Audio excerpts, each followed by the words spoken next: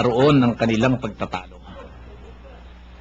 Natanto niyang mahusay ang pagkakasagot ni Jesus sa mga Saduseyo, kaya't lumapit siya't nagtanong, alin pong utos ang pinakamahalaga? Sumagot si Jesus, ito ang pinakamahalagang utos. Pakinggan mo, Israel. Ang Panginoon na ating Diyos, siya lamang ang Panginoon. Ibigin mo ang Panginoon mong Diyos ng buong puso, ng buong kaluluwa, ng buong pag-iisip, at ng buong lakas. Ito naman ang pangalawa. Ibigin mo iyong kapwa gaya ng iyong sarili. Wala ng ibang utos na hihigit pa sa mga ito. Tama po, guro. Wika ng eskriba. Totoo ang sinabi ninyo. Iisa ang Diyos at wala ng iba liban sa Kanya. At ang umibig sa Kanya ng buong puso, buong pag-iisip, at buong lakas, at ang umibig sa kapwa gaya ng kanyang sarili ay higit na mahalaga kaysa magdala ng lahat ng handog na susunugin at iba pang mga hain. Nakita ni Jesus na matalino ang kanyang sagot, kaya't sinabi niya, malapit ka nang mapabilang sa mga pinaghaharian ng Diyos, at wala nang langas magtanong pa kay Jesus. So dun sa mga utos, sa puho dinalawa lang ho dito, Kuya Bert, na ang sabi na, ito hong kasing Saduseyo ay nagtanong, alin daw ba ang pinakamahalagang utos? Ang sabi ng Panginoon dito, ibigin mo ang Panginoon mong Diyos ng buong puso, ng buong kaluluwa, ng buong pag-iisip, at ng buong kalakas. At ang pangalawa, ibigin mo ang iyong kapwa gaya ng iyong sarili. Wala ng ibang utos na hihigit pa sa mga ito. Sa mga tuwid, Kuya Bert, dito sa binasa ko na ito, sa Marcos 12:28 po ito hanggang 34, ay dalawa na lamang ho, pinakamahalaga ho ito. Ano ho ang mga nakikita ninyo na mga aral dito na ma-impart dapat sa kaisipan ng ating mga tagapakinig? Alam mo, yung katulad ng sabi mo, itong mga utos na binanggit mo na ito, yung 10 utos, totoo yun, no? Pero,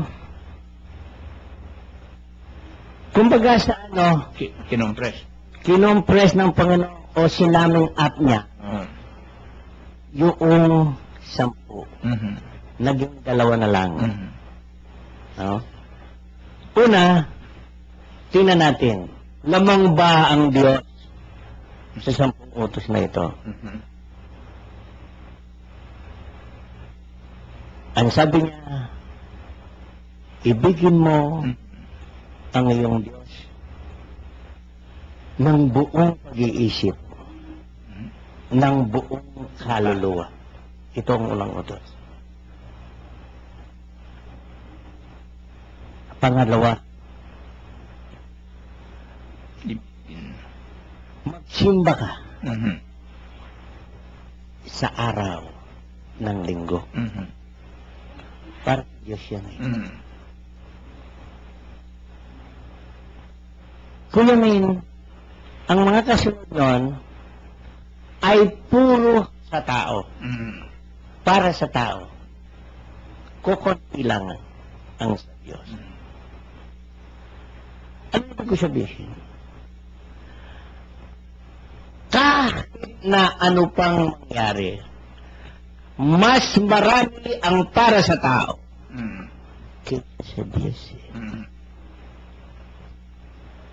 Pero dito sinabi niya,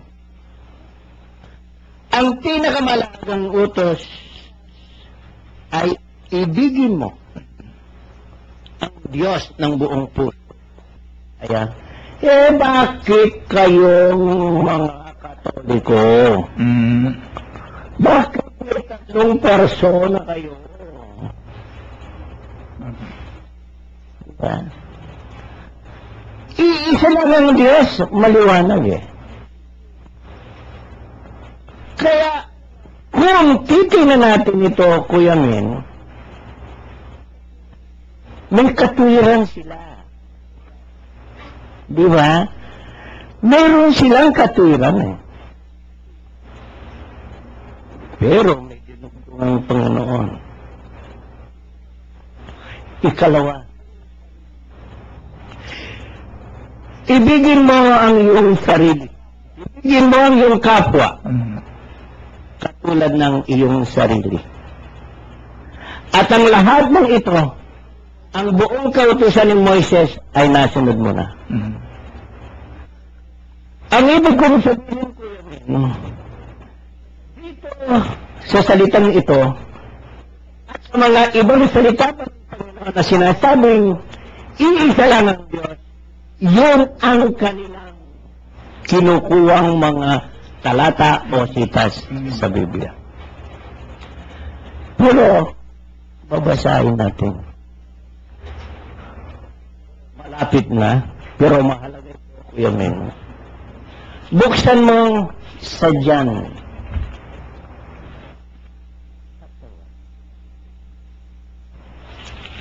Sino kaya ang sinasabihan dyan? Isa nga lang kayang persona ang Diyos? Katulad ng ibinibintang ng ating mga kapatid? Basahin mo, Kuya Men. Meron pa naman tayong oras.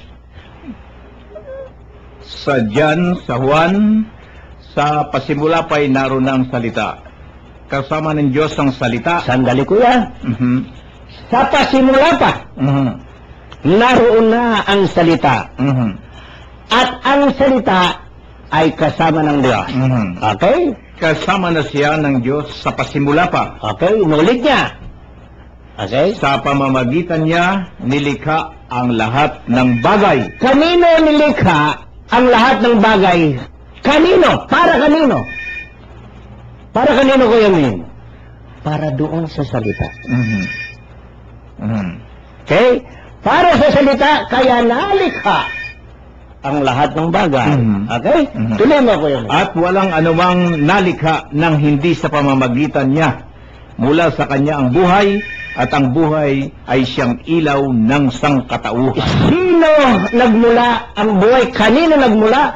Doon sa salitang kasama na ng Diyos sa simula at simula pa. Okay? Nagliliwanag sa kadiliman ng ilaw at hindi ito kailanman magagapi ng kadiliman. Okay, tuloy mo, Kuya Min. Sinugo ng Diyos ng isang tao na nangangalang Juan, na parito siya upang magpatuto tungkol sa ilaw at manalig sa ilaw ang lahat dahil sa patutuo niya. Hindi siya ang ilaw kung hindi naparito siya upang magpatutuo tungkol sa ilaw. Ang tunay na ilaw na tumatanglaw sa lahat ng tao ay dumarating sa sanlibutan. Nasa sanlibutan ang salita. Nilikha ang sanlibutan sa pamamagitan niya, ngunit hindi siya nakilala ng sanlibutan. Naparito siya sa kanyang bayan, ngunit hindi siya tinanggap ng kanyang mga kababayan. Ngunit ang lahat ng tumanggap at nanalig sa kanya ay pinagkalooban niya ng karapatang maging anak ng Diyos. Sila nga'y naging anak ng Diyos, hindi dahil sa isinilang sila ayon sa kalikasan, ni sa pita ng laman o sa kagagawa ng tao. Ang pagiging anak nila ay buhat sa Diyos. Kuya Min, ano yung binasa mo?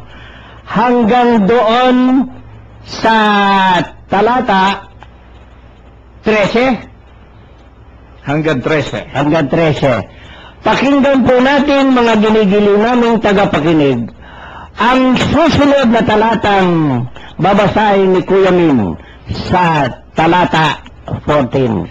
Naging tao ang salita. Okay? At siya'y nanirahan sa piling natin. Oo. Nakita namin ang kanyang kapangyarihan at kadakilaan.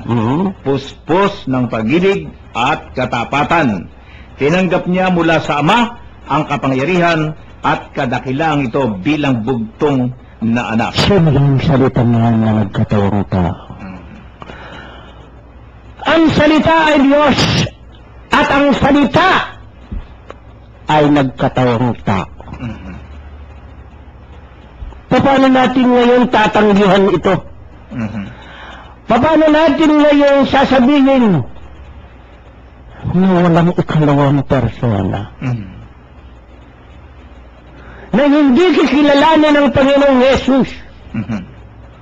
nabugtong na anak na sinasabi niya dito, Mhm. na ipinagkaloob ng Ama ang kapangyarihan sa kanya. Mhm.